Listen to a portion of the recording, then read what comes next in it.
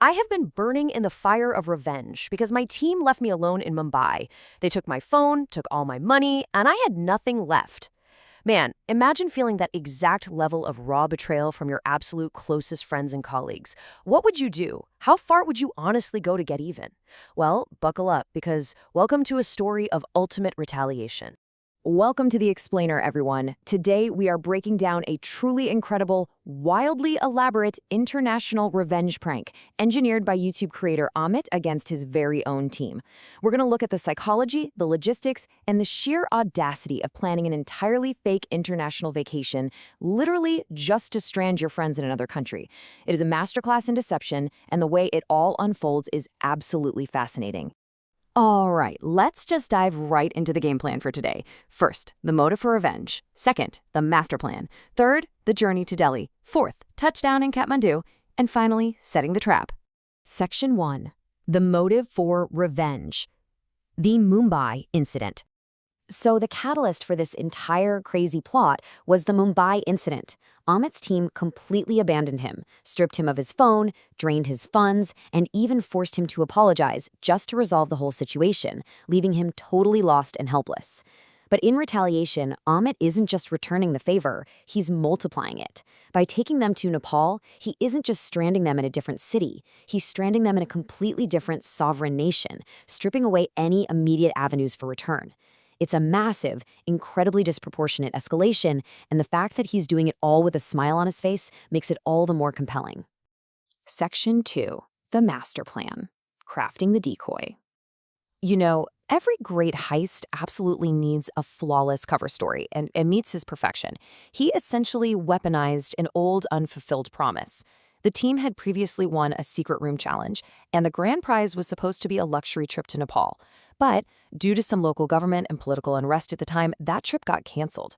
By suddenly reviving this specific, pre-approved reward, Amit completely bypassed any suspicion. His team didn't question why they were going in Nepal for a second. They just thought they were finally getting the luxury vacation they were owed. All right, let's look at the players on the board here. Amit, of course, is our mastermind, but he isn't totally alone in this. He has one co-conspirator, Harry, the only other person who knows the dark truth about this trip.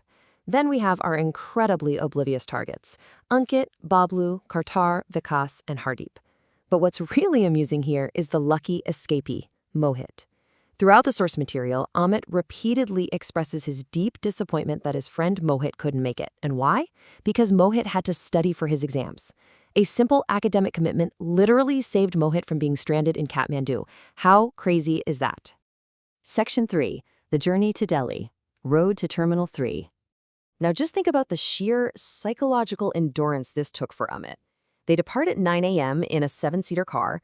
By mid-morning, the team is sleepy, totally relaxed, and pulling over at a highway stop for tea and aloo paranthas. By the afternoon, they arrive at Delhi's Terminal 3, completely carefree, ordering these massive pizzas, specifically making sure there are absolutely no mushrooms on them, by the way. While the team is complaining about being exhausted from attending a wedding the night before and arguing over pizza toppings, Amit is sitting right next to them, silently bubbling with adrenaline, knowing full well he is leading lambs to the slaughter. Oh man, and the dramatic irony just gets thicker once they actually get inside Terminal 3. Just look at these airport antics. For several of these guys, this is their first time ever on a flight, let alone an international one.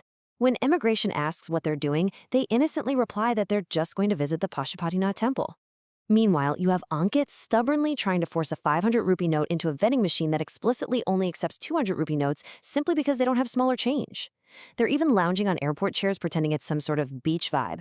They're acting with such childlike excitement, which entirely contrasts with Amit's sinister, underlying intent.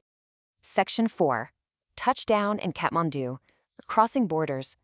Now, what's really interesting about this part of the trip is how comfortable the flight makes them feel. They fly Royal Nepal Airlines, spend the taxing time excitedly pointing out private jets through the window, dreaming of owning one someday, and then they're served a warm, comforting in-flight meal of veg rice, aloo sabzi, and cake. Every single detail of this journey is pampering them.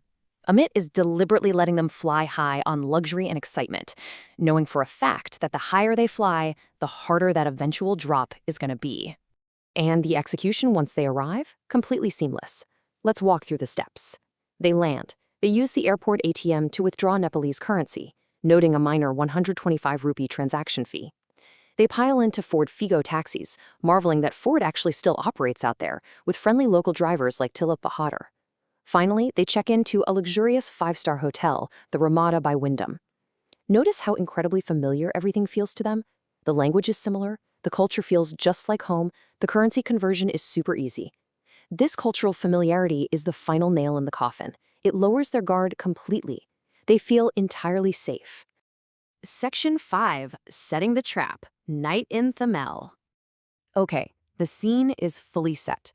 It's 10 p.m. in the vibrant, lively streets of the Thamel district in Kathmandu. The team is out exploring, they're ordering late-night food, excitedly practicing paying with their newly acquired Nepali currency, and they're even playing and vibing to Haryanvi songs on their phones. It is the absolute peak of their vacation high. They're relaxed, they're joyful, and they are entirely 100% clueless about the reality of their situation. So, the really crucial point here is captured perfectly in this quiet aside Ahmed makes to the camera while his team is distracted by their food.